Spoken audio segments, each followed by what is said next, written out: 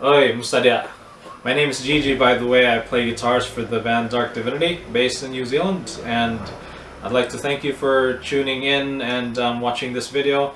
Would like to invite everyone to subscribe or follow the Throne Records YouTube channel. They have a lot of really good, cool stuff on this channel, and hopefully you'll stick around and we'll talk about the band's latest album called Unholy Repture.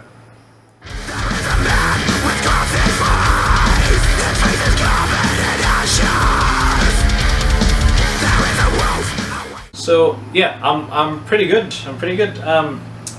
I'm based in New Zealand and Wellington, New Zealand. Have been living here for the past 6 years, almost 6 years. I moved from Cebu in the Philippines to New Zealand back in 2016, and have been living here since. And since then, I've found myself in two bands, Dark Divinity and Scorn of Creation. Today I'll talk more about Dark Divinity's record called Unholy Repture, and we'll go deep into how we recorded and wrote the songs, came up with the material, and stuff like that. In terms of the pandemic, very fortunate to be in New Zealand because the country has never really, I wouldn't say, it's unlike most countries out there. New Zealand was able to still enjoy certain liberties throughout the lockdowns. We did have like our level 4 type of lockdowns, but pretty much essentially for most of the time we were still able to enjoy like shows, like seated shows, like in the safest settings, of course.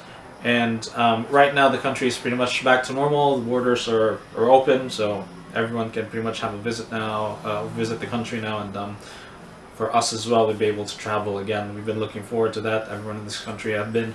So yeah.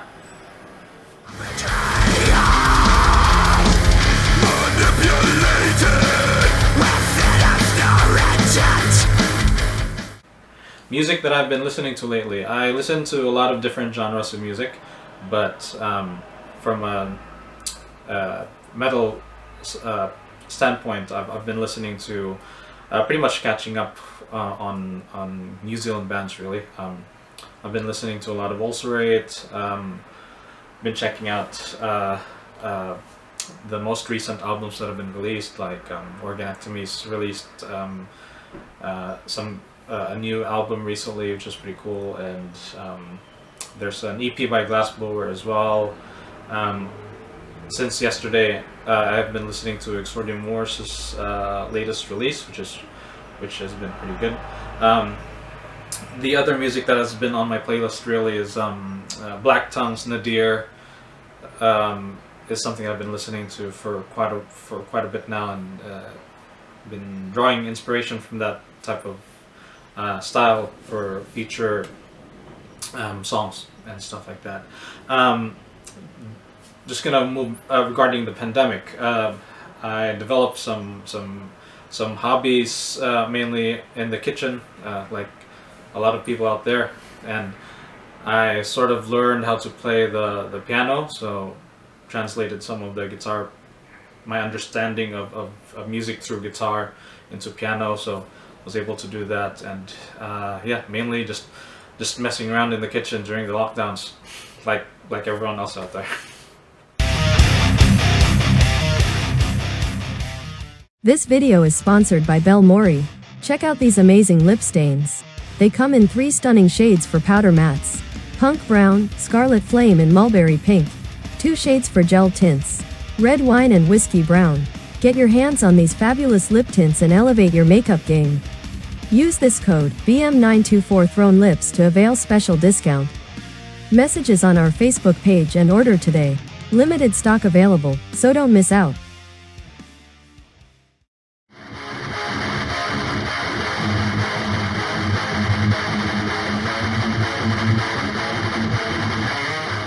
So history with Dark Divinity, the band has experienced a few lineup changes since they started. I'm probably part of the second generation of lineup changes and something, but they started out with by the time when I joined the band, we had Jolene Tempest on vocals, David Grinder on bass, myself on guitars, Paul Stewart on guitars, and Ian Moore, who's the brainchild of the band, on drums, and managed to squeeze in a gig when I joined, and then after that we proceeded to writing and producing the whole album. During this process, there was another lineup change. There was another lineup change, which ended up with David leaving, or relieving his bass duties for the band. Jesse Wheeler joined in to replace Jolene on vocals, and which brings us to the current lineup that you'll hear on the album Unholy Repture. So the current status with the band, currently Jesse has a situation where he can't join live gigs at the moment. He will be soon, but for the meantime we are being joined by Thomas Kelly Tate, who's a good friend of ours, on vocals, and William Barrett, who plays bass for Heresy Arc, playing bass for us for these upcoming shows that are coming, and we're just pretty much just promoting the album, really. Yeah.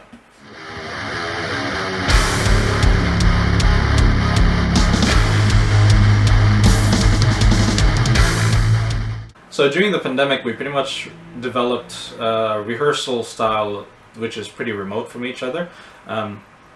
Everyone in the band has got their own home studio setups, not home studios, except for Jesse, who's got like a proper studio.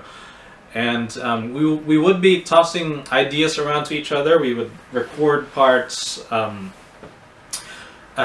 send each other stems and ideas, and we would be writing songs, or actually developing songs and arrangements through that method, which I'm aware the band is used to doing before I joined as well. We used to jam every week or every fortnight at least once, but yeah, due to the pandemic, it's developed to a more less of that and more with like catching up on Zoom or whenever we get to hang out during gigs or whatnot, but mainly the communication is online. And in terms of rehearsals for gigs, we would be jamming or probably rehearsing like twice before a gig. So we pretty much just started gigging since the release of the album. So just the other week we played during the Symbiotic Metal Fest, which was our first gig since Unholy Rapture was released, with a temporary live lineup, of course. And yeah, in terms of recording the album, just want to touch a bit on that. So when we recorded the album, we started with drums, of course. We went to this abandoned sort of ex-hospital in Payatua, which is now an accommodation facility called the Master's Hall. And we spent like a whole week there, mainly Ian did. And we accompanied him for a few nights, and then he stuck himself there for a week and recorded the whole drums for the album. And in this, ex-hospital facility, which was really fun. And myself, Paul, we recorded our guitars at home. We're pretty big fans on guitar plugins, mainly Neural DSP, so we get to play around with different tones and stuff like that. Paul recorded bass as well. We got all of the songs polished, and when it got to the best version that we could record them, we would send them to Jesse before Jesse records vocals. And also would like to mention that Jesse mixed the whole album as well. Luke Finlay from Primal Mastering mastered the album. Yeah. We also hit up Timon Kokot to do the album art, which you'll see on from the album. Just pull up. This is pretty much the art that he did there, which is pretty cool. So yeah, thanks Timon. And yeah, the whole album is released on your usual digital outlets, Spotify, Bandcamp, Apple Music, all that stuff. And we have a website, darkdivinity.co.nz, where you can purchase our album and the vinyl there as well. Goes without saying, there's merch on the website, and you know, you can find the game there. This video is sponsored by Stabbed by Lilith Piercing. Hurry, get your dream piercings and avail our promo. Get 3 piercings for the price of 999 pesos on 2 ear piercings and 1 face piercing of your choice. Our shop is located in Malinday, Marikina City near South Supermarket and Robinson's Supermarket. We are available for walk-in customers from 12 p.m. to 9 p.m. and home service as well. Check now our piercing rates.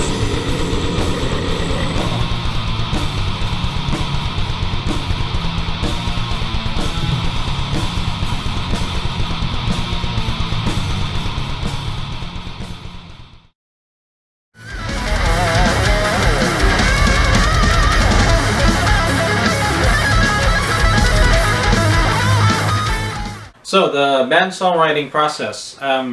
Ian, who started the band, has written a lot of demos, and from what I'm aware of,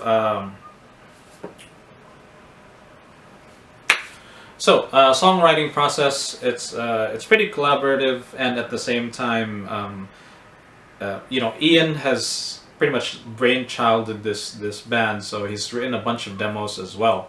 We would be feeding off of some of his riffs, or pretty much almost sometimes like whole arrangements from his demos, and then we would pitch in ideas and swap parts around. But at the same time, there have been tunes which were contributed by members of the band, so it's pretty collaborative. And yeah, it always starts with an idea, and then the band, everyone in the band is very used to songwriting, so we would be very involved. Everyone would be very involved in brainstorming through the arrangements. I guess the band's musical style really is we like to keep things memorable. We like to accent moments in the songs. So you'll probably, hopefully, each of the songs have got their moments that you'll sort of recall, and that's what I think personally. What I've found with each Dark Divinity song is what we've tried to achieve.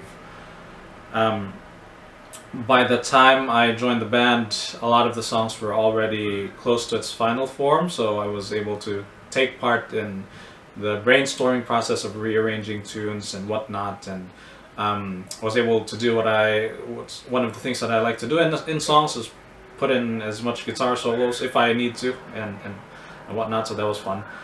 And yeah, I guess like many bands out there, how we would write songs and how we would know if a song was done is we would feel out. Of course, there was a formula, or there's like a certain, I wouldn't say formula or pattern, but there's a, sort of like a storytelling that we would like to serve, but we like to do unexpected turns to most of the storytelling, and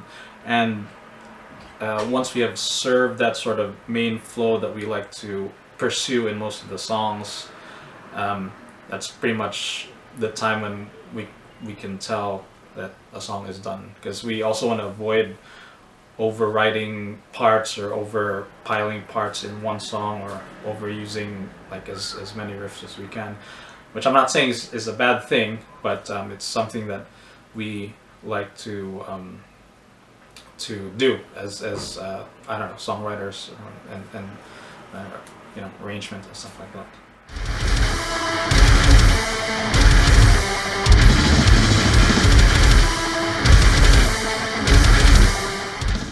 Plans for 2023, hopefully we can get Jesse Wheeler back on board in terms of doing live shows, you know, and we'll just keep on promoting that album for the rest of the year, and hopefully get more gigs. Hopefully we can do a show in Australia or whatnot, I don't know, but yeah, we're pretty much just planning on promoting the album, and we have started writing the parts and you know, arrangements for, you know, the next album to be in the future. So something to be excited for. Yeah.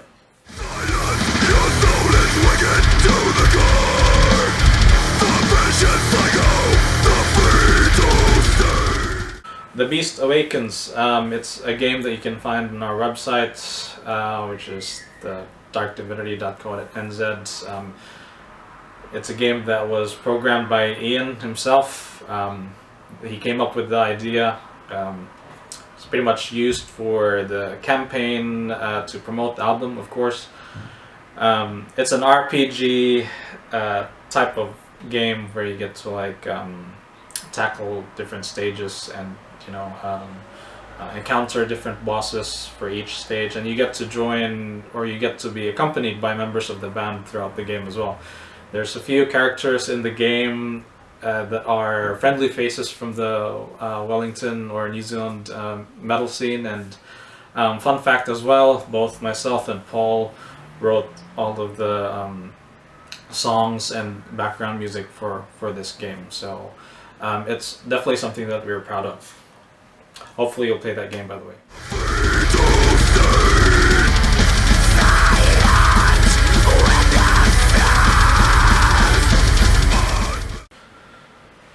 So I haven't been reading any books lately, movies or shows. I just watch what my wife Laura watches or recommends on Netflix. So yeah, and I recently became a dad, so I've been watching like kid shows and stuff like that. So it's just, you know, just exciting. So yeah.